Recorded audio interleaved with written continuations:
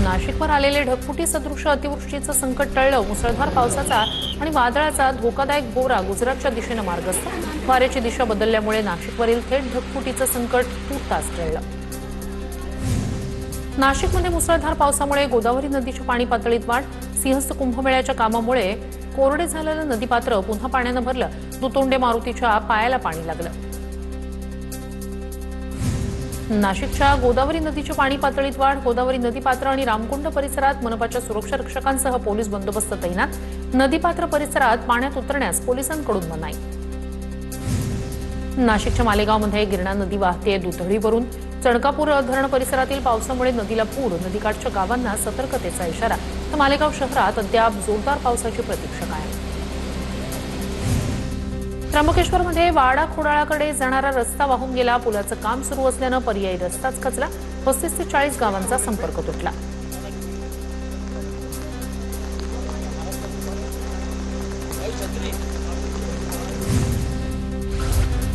नाशिकमध्ये पुराच्या पाण्यात अतिउत्साही नागरिकांची स्टंटबाजी करणाऱ्या उपद्रवींना पोलिसांकडून दंडुक्याचा प्रसार। पुराचं पाणी वाहत असताना पाण्यातून नदी ओलांडण्याचा अट्टहास। नाशिकच्या त्र्यंबकेश्वरमध्ये मुसळधार पाऊस। त्र्यंबकेश्वरमध्ये 125 मिलीमीटर पावसाची नोंद। सुरगाणामध्ये 149 मिलीमीटर पाऊस। कळवण सटाण्यात देखील जोरदार पाऊस। नाशिकच्या पहिने घाटातील नेकलेस धबधबा प्रवाहित। धबधबा पाहण्यासाठी पर्यटकांची मोठी गर्दी। नागरिकांना काळजी घेण्याचं प्रशासनाचं आवाहन। सिन्नरमध्ये मध्यरात्री मुसळधार पावसामुळे अनेक घरांमध्ये पाणी शिरलं। नागरिकांची मोठी तारांबळ। अनेकांनी रात्र जागून काढली। संसारोपयोगी साहित्य पूर्णपणे भिजल्यानं प्रचंड नुकसान। आळंदीला जोडणारे 4ही पूल पाण्याखाली गेल्यानं पुलांवरील वाहतूक पूर्णपणे बंद। आळंदीत पावसाचा थैमान। इंद्रायणी नदीला महापूर। श्री संत ज्ञानेश्वर महाराजांच्या पालखी प्रस्थान सोहळ्याला 2 दिवसच बाकी। पालखी प्रस्थान सोहळ्यावर पुराचं सावट।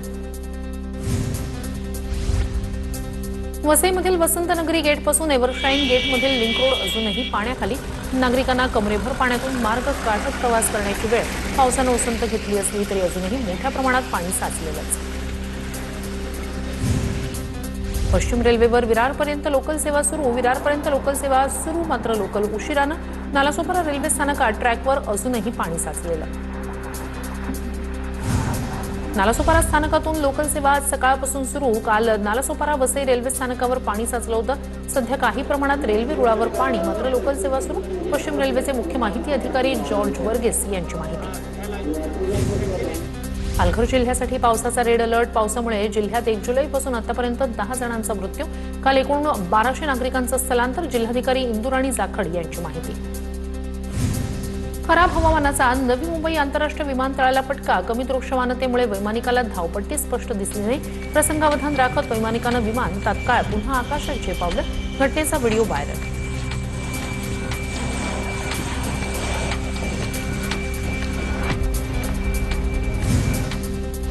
ठाण्यातील कळवा परिसरात एक भलं मोठं झाड इमारतीच्या खिडकीवर कोसळलं। घटनेत एका रिक्षाचं मोठं नुकसान। सुदैवानं कोणतीही जीवितहानी नाही। अग्निशमन दलाच्या जवानांच्या मदतीनं झाड बाजूला करण्यात यश। लोणावळ्यातील मुसळधार पावसामुळे पूरस्थिती अधिक गंभीर। लोणावळ्यातील हुडको कॉलनी पूर्णपणे पाण्याखाली। जवळपास 250 घरांमध्ये पाणी शिरलं। नागरिकांना सुरक्षित ठिकाणी हलवण्यात आलं। पवनी तालुक्यात अचानक पाणी विसर्गामुळे मासेमारांचं अतोनात नुकसान। धरण, रेती उपसा आणि विसर्गामुळे ढिवर समाजाची उपजीविका धोक्यात। विदर्भ युवा क्रांती संघटनेचं जिल्हाधिकाऱ्यांना निवेदन। 8 दिवसात निर्णय न झाल्यास आंदोलनाचा इशारा। भंडाऱ्यात गोसेखुर्द धरणाच्या विसर्गात घट। धरणाचे 10 दरवाजे बंद। गोसेखुर्द धरणाच्या 17 दरवाजांमधून 69,501 क्युसेक पाण्याचा विसर्ग सुरू। नदीकाठच्या गावांना सतर्कतेचा इशारा। पुण्यातील खडकवासला धरणातून पाण्याचा विसर्ग सुरू। 500 क्युसेक वेगानं पाण्याचा विसर्ग सुरू। नदीपात्रात शेजारील लोकांना सतर्कतेचं आवाहन।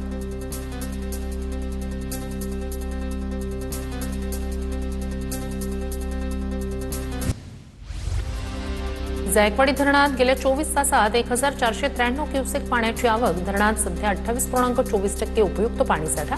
कमी पावसामुळे अनेक धरणांमधील जलसाठा अद्याप चिंताजनक।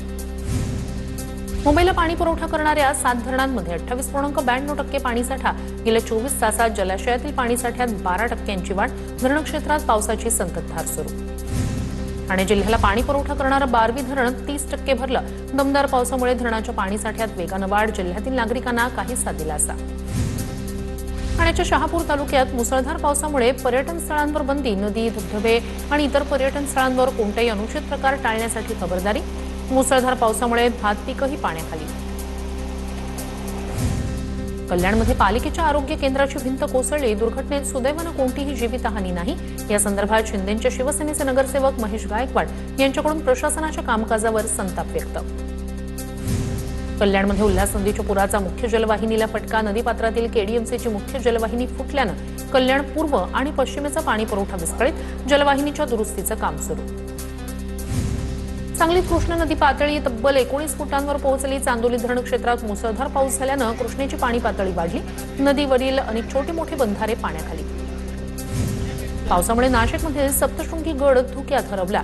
नाशिकमध्ये पावसाचं जोरदार आगमन. पावसाच्या वातावरणात सप्तशृंगी गडावर दाट धुक्याची चादर.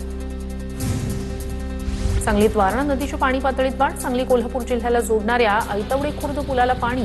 पुलावरून वाहतूक करताना काळजी घेण्याचं आवाहन. पालघर जिल्ह्यात मुसळधार पावसामुळे सूर्या नदीला पूर. पालघर सिन्नर महामार्गावरील मासवण इथे पाणी भरल्यामुळे पालघरकडे जाणारी वाहतूक ठप्प. रस्त्यावर वाहनांच्या लांबच लांब रांगा.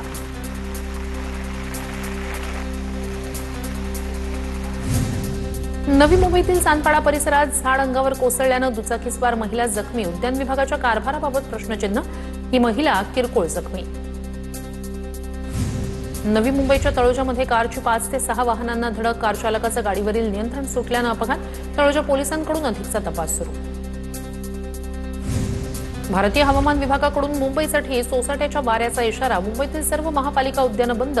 झाडं उन्मळून पडणं, फांद्या तुटणं, संभाव्य अपघातांचा धोका लक्षात घेता निर्णय. मुंबईत 6 दिवसात 1100 झाडं कोसळली. अवघ्या 6 दिवसात गेल्या 3 वर्षांच्या पावसाळ्यातील एकूण झाड पडण्याच्या घटनांनाही मागे टाकलं. गेल्या 24 तासात मुसळधार पाऊस आणि वेगवान वाऱ्यांमुळे 523 झाडं पडली. मुंबईत गेल्या 5 दिवसात जुलैच्या सरासरीपेक्षा अधिक पाऊस. जुलै महिन्यात पडणाऱ्या पावसाच्या सरासरीहून अधिक पाऊस अवघ्या 5 दिवसात पडला. हवामान विभागाच्या सांताक्रूज केंद्रात सरासरीहून 5% तर कुलाब्यात 12% अधिक पावसाची नोंद. सिंधुदुर्ग जिल्ह्याला हवामान विभागाकडून ऑरेंज अलर्ट जारी. सध्या मुसळधार पावसाऐवजी सरी बरसतात. वादळी वाऱ्यामुळे काही ठिकाणी झाडांची पडझड. खेड तालुक्यातील दहिवलीत दरड कोसळून दोघांचा मृत्यू झाल्याची भीती. मंत्री उदय सामंत घटनास्थळी. एनडीआरएफकडून बचाव कार्य सुरू. दुर्घटनेत एकाला सुखरूप बाहेर काढण्यात यश. मातीचा ढिगारा हटवण्याचं काम युद्धपातळीवर सुरू. सातारा शहराला पाणी पुरवठा करणारा कास तलाव पूर्ण क्षमतेनं भरला. जुलै महिन्यातच तलाव पूर्ण क्षमतेनं भरल्यानं सातारकरांच्या पिण्याच्या पाण्याची चिंता मिटली. चिखलदरामध्ये 2 दिवसात 10,000हून जास्त पर्यटकांची हजेरी. रिमझिम पाऊस, दाट धुकं आणि फेसाळणारे धबधबे पाहण्यासाठी चिखलदऱ्याला पसंती.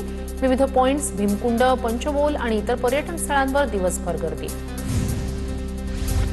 पुण्यातील तळेगाव ढमढेरेमध्ये वेळ नदीत मोठ्या प्रमाणात फेस आढळल्यानं नागरिकांमध्ये भीतीचं वातावरण. पाण्यात रासायनिक सांडपाणी मिसळल्याची शंका व्यक्त. तपासाची नागरिकांकडून मागणी. बनावट दिव्यांग प्रमाणपत्राद्वारे शासकीय नोकरी मिळवण्याचा प्रयत्न करणाऱ्या दोघांना 3 वर्ष कारावास. लातूर जिल्हा सत्र न्यायालयानं 10,000चा दंड ठोठावला. ग्रामसेवक पदाच्या भरती प्रक्रियेदरम्यानचा प्रकार. जळगावात सराफा व्यावसायिकाची 6,19,000 फसवणूक. सोनं सांगून पॉलिश केलेली चांदी देत सराफा व्यावसायिकाला गंडवलं. शहर पोलीस ठाण्यात दोघांविरोधात गुन्हा दाखल. संत तुकाराम महाराजांची पालखी देहूहून पंढरपूरकडे प्रस्थान. पावसाच्या पार्श्वभूमीवर वारकऱ्यांनी देहूत न जाता ज्या ठिकाणी आहात तिथूनच पालखी सोहळ्यात सहभागी व्हावं. देहू संस्थानचं आवाहन. जगद्गुरू संत तुकाराम महाराज पालखी प्रस्थान सोहळ्याच्या निमित्तानं मंदिराला आकर्षक फुलांची सजावट. देहू नगरीत भक्तिमय वातावरण. पैठणहून संत एकनाथ महाराजांच्या पालखीचं पंढरपूरकडे प्रस्थान. पालखी सोहळ्यासाठी हजारो भाविक पैठणमध्ये दाखल. पालखी सोहळ्यात 17 मुक्काम आणि 4 पारंपरिक रिंगण सोहळे पार पडणार. धाराशिवच्या जिल्हा परिषद शाळांमध्ये विद्यार्थी जीव मुठीत धरून शिक्षण घेत असल्याचं चित्र. जिल्ह्यातील 690 शाळा 40 वर्ष जुन्या जीर्ण अवस्थेत. अतिवृष्टीमुळे नुकसान झालेल्या 137 शाळांची अद्यापही दुरुस्ती रखडलेलीच.